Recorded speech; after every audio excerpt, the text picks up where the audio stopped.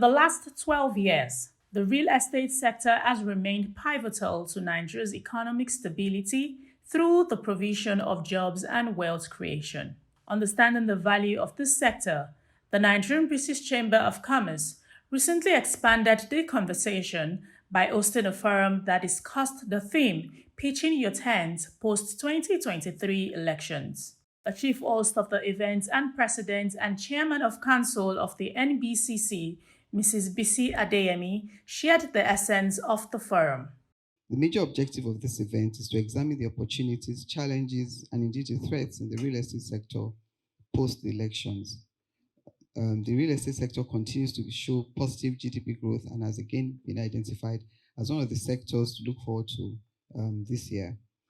We have this morning assembled a distinguished subject matter experts that will ensure we leave here better informed. In a goodwill message, Susan Greenfield, president of the International Real Estate Federation, described the collaboration with NBCC for the event as a welcome development. I would like to start by congratulating both FIABCI Nigeria and the Nigerian British Chamber of Commerce for what I'm sure is the beginning of a very successful collaboration, leading to tremendous opportunities for both parties.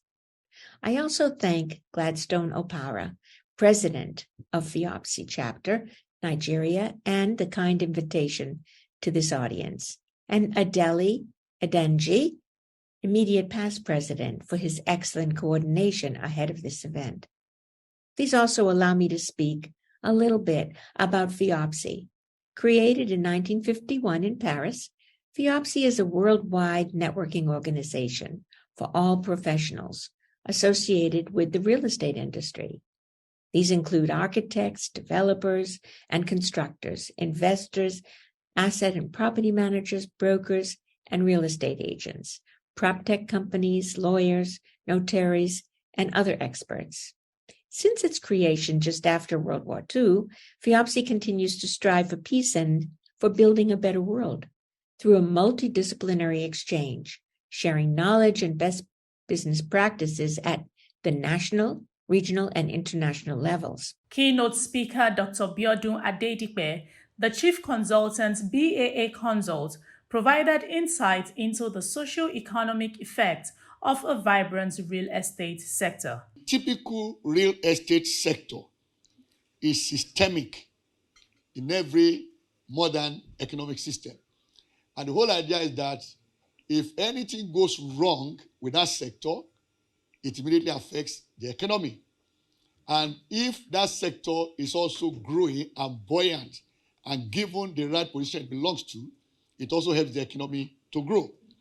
Now, it means then that we recognize it from two perspectives. One is that the sector creates value on its own, but also it creates value for several other sectors. So, and that is why I made that reminder it is systemic. Its activities fuel demand in sectors like cement manufacturing, the entire value chains in cement, in steel, in paint, aluminum, housing, building, construction, architecture, urban planning, financing, and so on and so forth. The event featured presentations from resource persons on the development around the value chain of the real estate sector. So let's look at the industry, the outlook after the election. Ideally, most of these manifestos the parties give, it doesn't really work out with the roadmap we have based on mass housing or any other transactions that we need to do in the real estate sector. They will discuss all, they will give all they want to do, but the market, because of what they are doing, will not give us the time. And what's knowing here is after the presidential election, we are going to have about 3 to 6 months to even for them to settle in and for power to go in as well. Yeah, we keep talking about that Nigeria is the 6th largest economy in the world. We have a huge potential. People like Toke's agency keep banging their head because every day people go to cry to them that somebody took my money. There's a landlord that sold me voodoo house. And they keep wondering, where did this money come from? Because you see the guy that's crying that he's lost 200,000 naira, 1 million naira. You're like, where did you find 1 million naira? But these people keep aggregating the money. So one of the things we try to create in our organization is something we call the disposable income pyramid. And it's like a yo-yo ball. This thing keeps changing every other month, because what we try to define is, where is the market? Where are the people? What is the disposable income of the average person? And a simple test I always give, well, before this current situation. Now, if I do it, I will fail, but normally I pass. I always ask people that, how much do you think you actually burn in a month? The really important fact here is 2.6 times. Building on what Prof said, actually, the real estate market, this is speaking specifically to real estate services in Nigeria, usually amplifies the economy by about 2.6 times. Now, this is from when the data started being tracked in about 2013, so that's 10 years of quarterly data. And what we found is that every quarter, on average, the real estate market will amplify the overall GDP by around 2.6 times. Now, this goes both ways. As you can see here, we have 2.6 times for overall, but in a boom economy, so when the market is performing very well, it would amplify the overall market by 2.9%. So in simple terms, if Nigeria grows by 1%, the real estate service sector will grow by 2.9%. And the other way, either way. So if it's negative, it will grow by negative 2.6 times. Slide actually shares or points to the fact of where affordable housing sits in the, should we say, in the hierarchy or in the quintile of the pyramid. So public housing is at the bottom, and clearly that has entirely to do with government.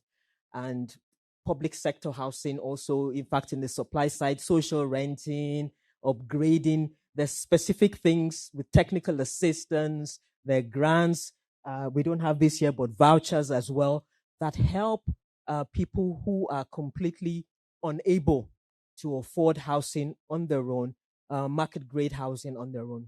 In the component of logistics, you have the mobile component, transport, and of course the warehousing component. Where do you come in? Real estate is in warehousing, a component of logistics. Now, if you look at our BOI information, that is the Bureau of Statistics, BOS, they will tell you that we grew, at 35% last quarter of 2021. I don't have the data for last year because it's still not out. And we contributed about 1.5% to the GDP. But don't be deceived by what percentage that we have contributing to the national GDP. What I can tell you is that this sector that we have, has a growth of about 2 digits, from 25 to 35% in the last 5 years. The guest of honor and special advisor to the Lagos State Governor on Housing, Mrs. Toke Benson-Awoyinka, in her remarks highlighted steps that have been taken by the government to support real estate activities. For the first time, this administration of Mr. Babajide Sanwo-Olu has actually created something or a platform where real estate can be a focal point of the economy and of government. And we signed into law the Real Estate Regulatory Authority Law of 2022. And mainly is just to talk about regulations and policies in the sector. The most important things that we looked at is data gathering. Without data, we can't do anything. So right now, what we need is for everybody in the sector to be known to one another. And in being known to one another, there has to be one focal person or one focal point, which is the regulatory authority, where everybody can say, okay, I know who is doing this. I know where this is. I know that NMRC is doing this. I know that Exima Realty is building 250 units. I know that Octo5 is coming up with 2,000 units in Ikate Legushi. And so government has to put in roads there, government has to put in drainage there, government has to put in water there, government has to put in every other thing that has to do with infrastructure, which is what government should be doing. But if we don't have that information, we cannot help you. So when we tell people, people in the industry, we need to know what you're doing. Not for tax purposes, but for planning purposes. Dr. Biodun Adedipe and Mr. Akim Ogunero speak further on the significance of the sector and what should be the priority of the next administration.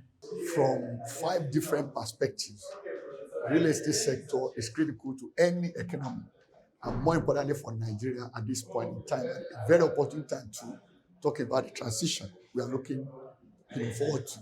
Now, the first thing is that if you look at the Nigerian economy in the last 11 to 12 years, the real estate sector has been one of the 6 largest contributors to our GDP. And one of the things I've observed over the years is that between 77 and 82% of our GDP is accounted for by those 6 sectors, among which is the real estate sector, which means then that the greatest value of economic activities going on in Nigeria is coming from that sector along with 5 others. So, and if you then look globally, and the same thing applies in Nigeria, that sector is systemic. Being systemic means it is important, not only directly, but also indirectly.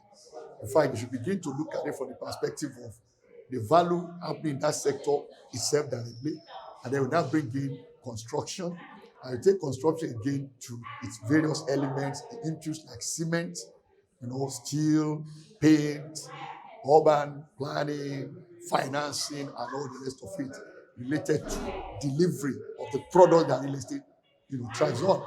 That shows you clearly that directly and indirectly, it is also very, very important to the economy.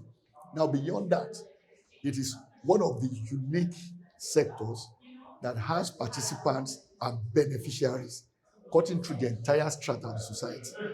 In terms of the low income, they are the ones that you employ, in terms of construction and several other things in the process of delivering the output of that sector. If you look at the middle income, of course, they are the ones that usually invest either to buy and hold or buy and sell or whatever kind of transactions within that space that they do. Then, of course, the upper class, they are the ones who invest to create those assets. So you find that, therefore, its activities cut across the entire strata of society, which is also why it features very strongly when it comes to its impact on the economy. Now, beyond that, as I just said now, it is very big in wealth creation, and it's also big in job creation. And that makes it important to growing the economy inclusively, which has been a major challenge for us in the Nigerian economy in the last, the last 21 years thereabout, that we have been growing strongly, but not growing inclusively. Okay, clearly, there are a lot of problems in the industry, a lot of regulatory challenges, and I think the first thing the government can do is to work on a framework that provides an enabling environment for people. And also, so there are issues around titling, issues around approval and processing, the cost of them, perfection of title and related costs, the timing and all those issues. Those are areas I believe that government ought to pay particular attention to. We need to streamline the processes. We need to make it easy. We need to, so that helps developers, and other players in the segment to deliver. I always say that today is needlessly painful to play in this segment. Government can remove a whole lot of the pain. And in terms of affordable housing, all over the world where you have had successful affordable housing programs, it is always a coalition between the government and other players in the value chain. So you have the government, you have the finance institutions, you have developers, you have consultants, you have legal people. So you bring everybody together. Because if you ask developers to go and buy land in the open market, to do approval like every other person, to borrow at this cutthroat rate, you cannot deliver affordable housing. So government has to work on building that coalition that will help to deliver on affordable housing. That's the only way to do it for the future. Post-2023 elections, stakeholders expect that the next government will create an enabling regulatory environment with a clear policy signaling that it will incentivize the real estate sector to power Nigeria's economy.